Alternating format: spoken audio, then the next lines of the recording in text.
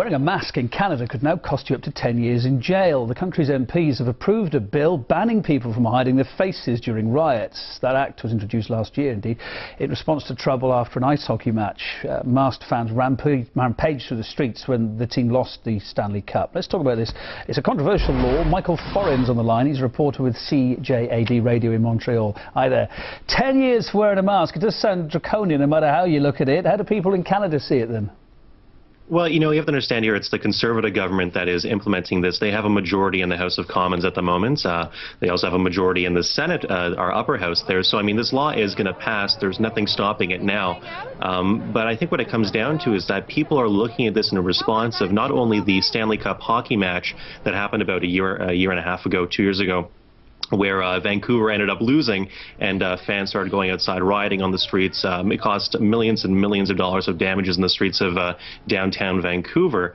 And I mean, besides that, I think also what it comes down to is that there's been more pressure for this bill to go forward because of the student protests that have been happening in Montreal and across Quebec during the anti-tuition hike movement that happened within the last few months. So, I mean, that's really the sort of sentiment here is that this bill was needed in a sense. There are a lot of people who oppose it, especially members of Parliament who are members of the opposition. But I mean, there hasn't been much outcry in terms of people being against this bill because of what you've seen in terms of the student protests in the last few months. I guess, I mean, the practical side, the people who are for it, they're saying, well, how can you arrest someone if you can't identify them, if their face is covered up? Is it going to make the streets any safer, though?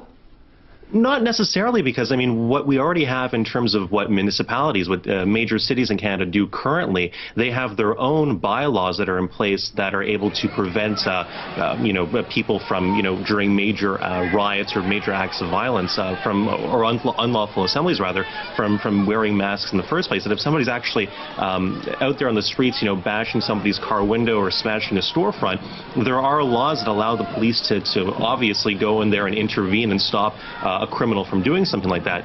This law, basically what it does is that it will criminalize people who are in protests if the police of that city deem the protest to be an unlawful assembly.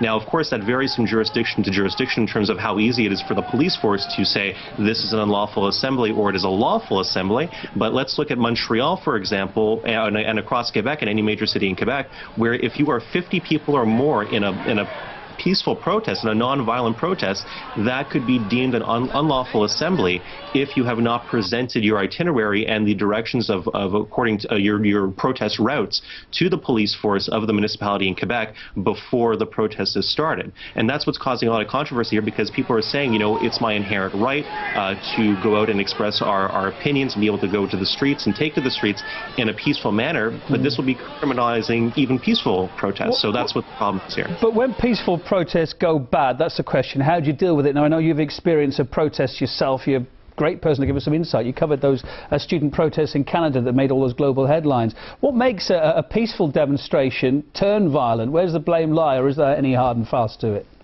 You know, I think there's two major, and that's a great question, there's two major people, I guess, groups that you can blame here. I mean, of course, you have the people who are initiating the acts of violence here. It's usually a small group of black bloc anarchists who, I mean, they're really thugs in a sense, who go up and they start smashing windows of banks and of major retailers in the downtown area.